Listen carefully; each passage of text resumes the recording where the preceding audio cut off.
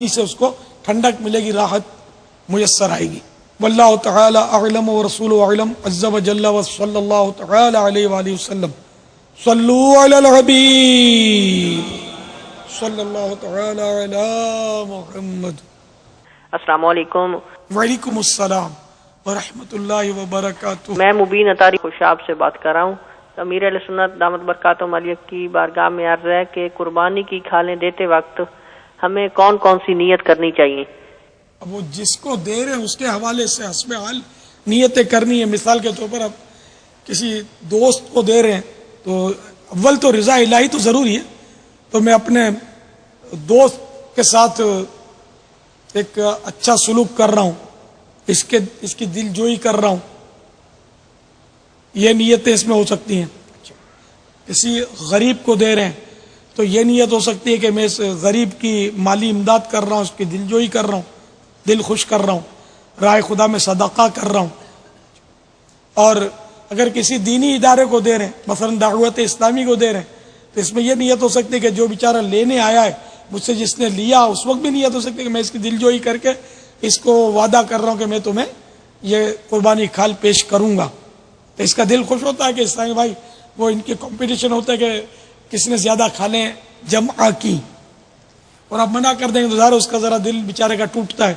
تو اس کی دل جوئی کر رہا ہوں کہ آپ نے وہ رسید پھڑوا لی اس سے۔ اب لینے آئے گا تو جب مزید اس کی دل جوئی ہوگی، خوشی ہوگی کہ چلو وہی واقعی آپ نے دے دی، ورنہ بعض لوگ لکھوا کے بھی نہیں دیتے، تو اس وقت بھی دل جوئی کریں۔ اور ایک دینی ادارے مثلا دعوت اسلامی کو دے رہے ہیں تو دعوت اسلامی کی دینی خدمات میں آپ ایک حصہ لے رہے ہیں، اس میں دین کی خدمت کر رہے ہیں، اس طرح کی نیتیں کی جا سکتی ہیں۔ واللہ تعالی اعلم ورسول اعلم عز وجل وصلی اللہ تعالی علیہ وآلہ وسلم۔ صلو علی الحبیب صلی اللہ تعالی علی محمد۔ السلام علیکم۔ وعلیکم السلام۔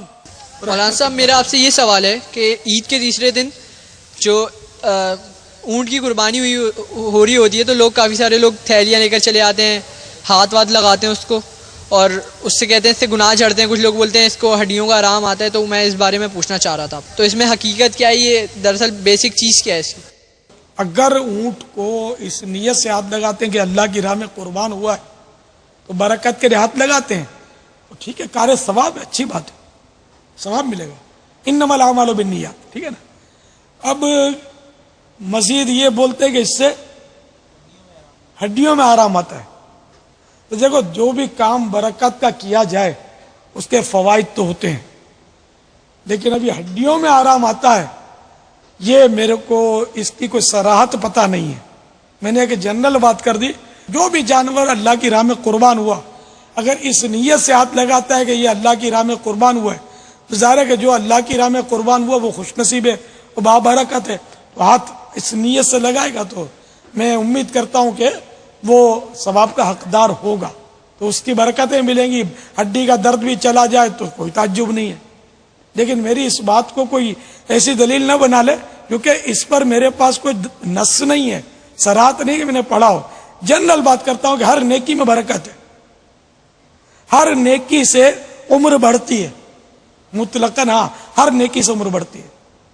تو یہ بھی کہ اس نیت سے ہاتھ لگایا کہ یہ اللہ کی راہ میں قربان ہوا ہے، حصول برکت کے لیے ہاتھ لگایا، تو ظاہر اس کو اگر ویسے ہی ہاتھ لگایا تب بھی گناہ نہیں ہے۔ اب انما الاعمال بالنیات واللہ تعالی اعلم ورسول اعلم عز وجل وصلی اللہ تعالی علیہ وآلہ وسلم۔ صلو علی الحبیب صلی اللہ تعالی علی محمد۔ السلام علیکم۔ وعلیکم السلام ورحمۃ۔ مولانا صاحب میرا آپ سے سوال ہے کہ یہ کہا جاتا ہے کہ عید سے پہلے بال نہیں کٹوانے چاہیے، نہ داڑھی کے نہ سر کے، تو اس میں کہاں تک حقیقت ہے؟ کیا یہ بات صحیح ہے یا کہیں کہا ہی بات ہے؟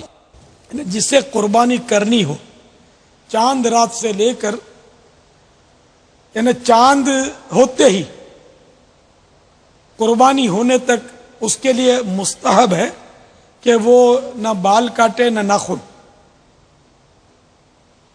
اگر پھر بھی کاٹ دیے تو کوئی حرج نہیں ہے، بلکہ بعض صورت میں تو اس کے لیے ضروری ہو جائے گا کہ وہ ناخن جیسے کاٹے ہی کاٹے۔ مثلا وہ 32 دن ہو گئے اور چاند نظر آ گیا اور ناخن نہیں کاٹے تھے، تو اب اگر وہ قربانی انتظار کرے گا تو وہ 40 دن سے اوپر ہو جائے گا، اور 40 دن سے اوپر یعنی 40 دن گزار دینا ناخن کاٹنے کو تو یہ گناہ ہے. تو اس لیے اب وہ ان 10 دنوں کے اندر 40 دن سے پہلے ناخن کاٹ لے. تو یہ ذہن میں رہے کہ مستحب کام کے لیے گناہ کی اجازت نہیں ہے.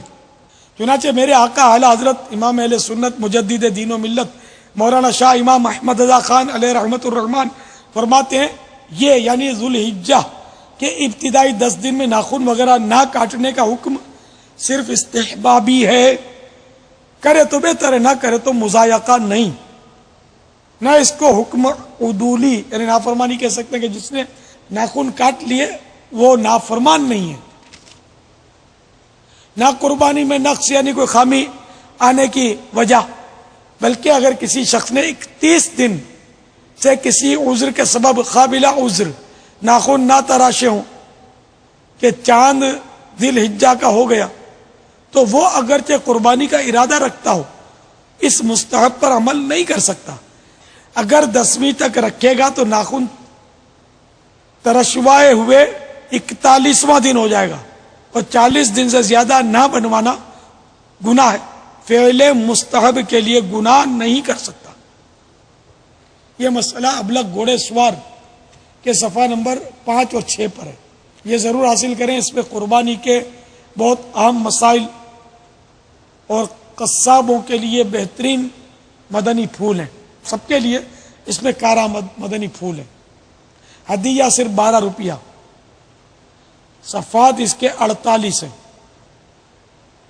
مکتبۃ المدینہ سے حاصل کیجئے. ابلغ گھوڑے سوار. صلو علی الحبیب صلی اللہ علیہ محمد. السلام علیکم. وعلیکم السلام ورحمۃ اللہ وبرکاتہ. مولانا صاحب کیا بکرے کے بال کرنا صحیح ہے؟ قربانی کے جانوروں کے بال کرنا؟ آپ سے میرا سوال ہے. قربانی کا جانور اگر آپ مویشی فروش ہیں پھر تو آپ کا جانور قربانی کا نہیں ہے. عرف میں قربانی کا بولتے ہیں. اب آپ کے پاس کوئی آئے گا کہ میرے کو شادی میں یہ جانور کاٹنا ہے تب بھی آپ اس کو اپنا وارہ کھائے گا تو بیچ ہی دو گے. سیدھی بات ہے. تو یہ در حقیقت قربانی کا ہے نہیں. تو آپ چاہے اس کے بال کاٹیں چاہے اون کاٹیں آپ کی ملک ہے. اب اگر کسی نے واقعی قربانی کے لیے جانور خرید لیا اور یا قربانی کے لیے اس کو مخصوص کر لیا تو اس کی اون تو نہیں کاٹ سکتا کہ اون بکتی ہے، قیمت ہے اس کی. اون نہیں کاٹ سکتا. اگر اون کاٹ بھی لی اس نے تو اس کو صدقہ کرنا پڑے گا. یہ واجب ہے. اپنے استعمال میں نہیں لا سکتا. ہاں جب چھری پھر گئی اب اون کاٹ لی اس کی تو اپنے استعمال میں لا سکتا ہے یا کسی کو دینا چاہے دے سکتا ہے، جو چاہے کر سکتا ہے.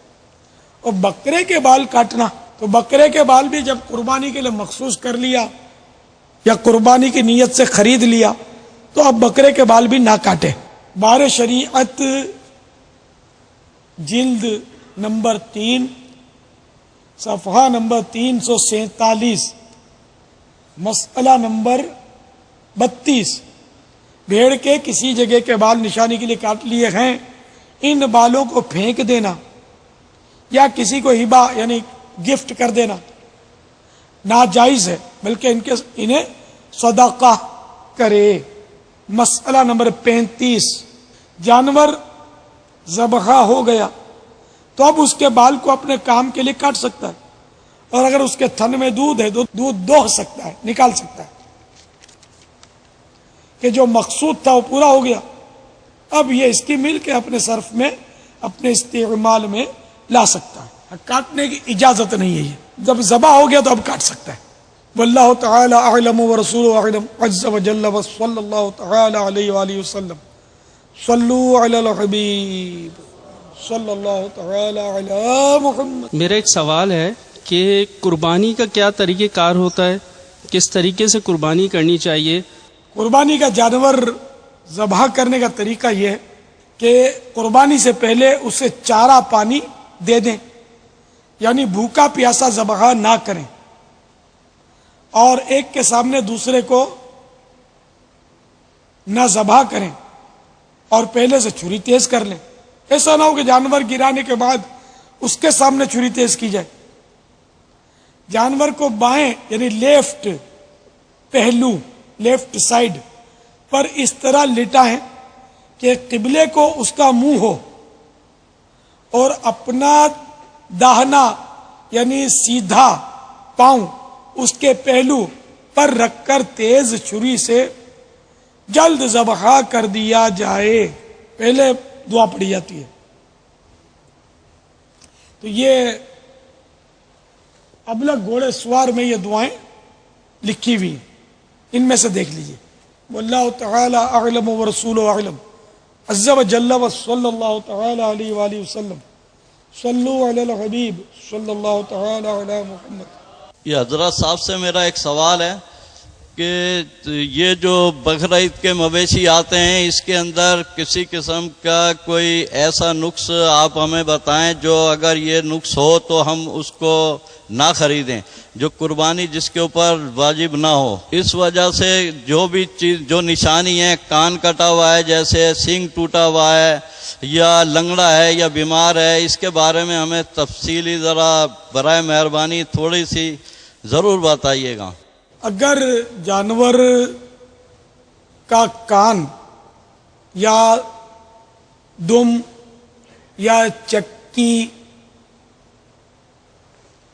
1/3 یعنی 1/3 تیسرا حصہ، تو 1/3 یا اس سے زیادہ کٹے ہوئے ہوں تو قربانی نہیں ہوگی. 1/3 سے کم ہو، پھر بھلے خالی چرا ہوا ہو یا سوراخی ہو کان میں، تو قربانی ہو جاتی ہے، لیکن ایسا مکروہ ہے، یہ بہتر نہیں ہے، افضل نہیں ہے.